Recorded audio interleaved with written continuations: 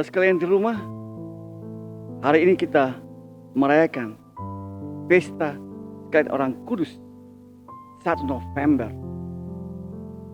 Begitu banyak orang yang telah meninggal dunia yang sungguh-sungguh kudus dan mungkin tak pernah diberi gelar, tetapi mereka sungguh jalani hidup yang baik dan benar.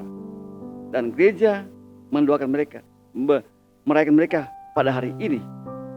Dan tema hari ini yang saya pilih adalah orang-orang kudus menjadi teladan menjalani kekudusan hidup untuk memuliakan Tuhan.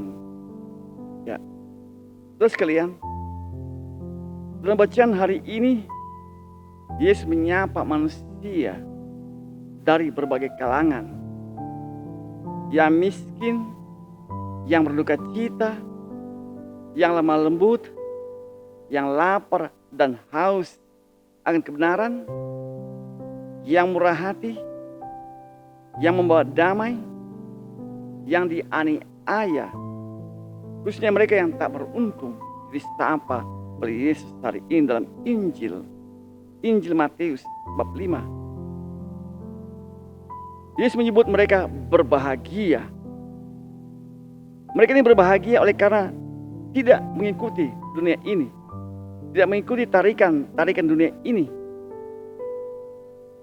Tarikan dunia ini membawa manusia kepada perhambaan yang menyesakkan. Justru sikap yang dipuji oleh Yesus, yaitu miskin, berduka cita, lemah lembut, itu dihindari oleh dunia ini yang penuh dengan persaingan. Tak ada orang yang mau miskin, jelas. Orang tidak suka juga berduka cita. Orang tidak senang bermurah hati. Dalam dunia yang penuh persaingan, apakah orang tak boleh bersaing? Bukan. Yesus mencela persaingan, bukan mencela persaingan. Yesus mencela manusia yang tidak bisa menerima keadaan dirinya sendiri. Manusia tidak bisa menerima dirinya sebagai makhluk fana.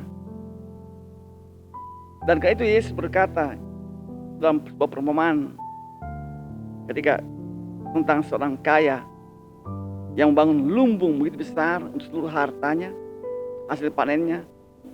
Dan Tuhan berkata, wahai orang bodoh, untuk siapakah semuanya itu? Karena malam ini kupanggil engkau. Yesus menyapa orang-orang yang dalam kitab Wahyu dinyatakan sebagai orang-orang yang telah mencuci jubah mereka di dalam darah anak domba. Mereka ini telah berupaya menjalani hidup dengan keberanian, menghadapi kepahitan.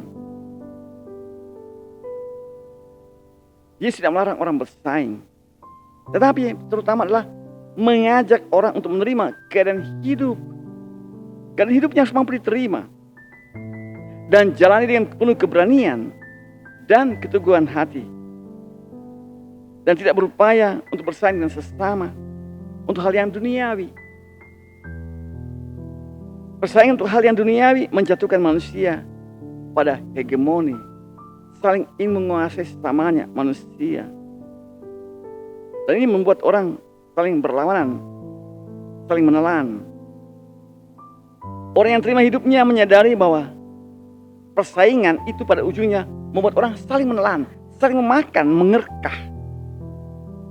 Ketika orang tidak mau menerima keadaan dirinya, maka mereka akan melihat bahwa yang lain sebagai ancaman. Dan inilah yang membawa pada penderitaan. Mereka yang disebut bahagia adalah mereka yang meskipun berjalan dalam ancaman kehidupan setiap hari, tetap mengalami bahwa Tuhan mengasihi mereka. Mengalami kasih Tuhan membuat manusia menemukan jati dirinya.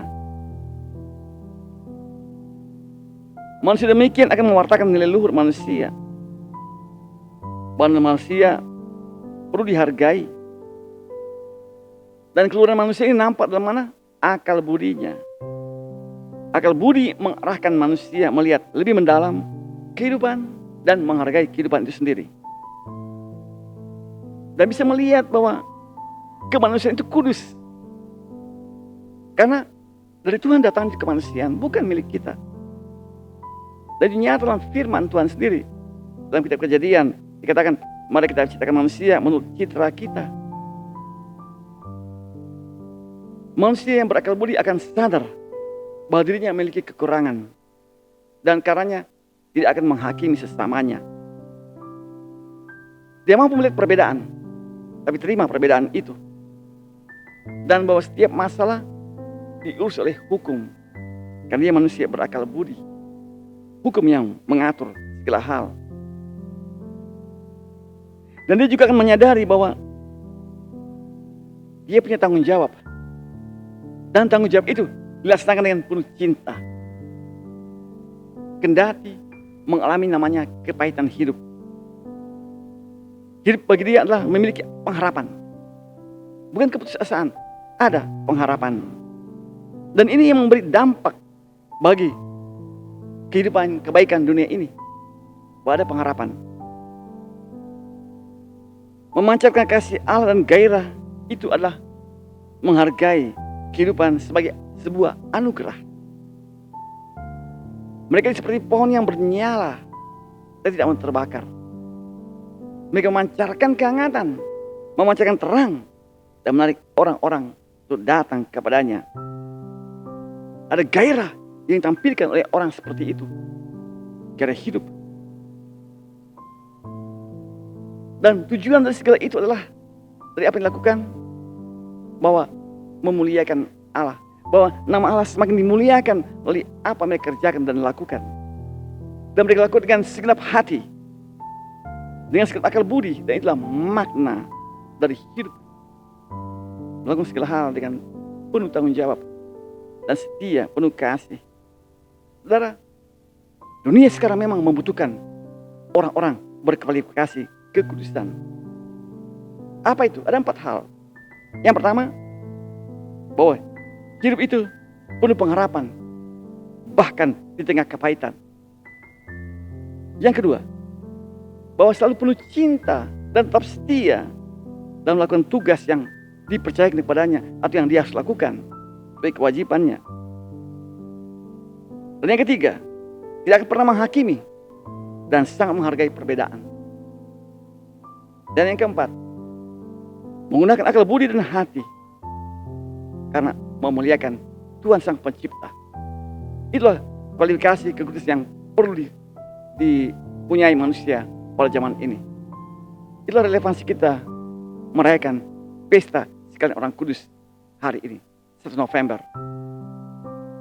Amin.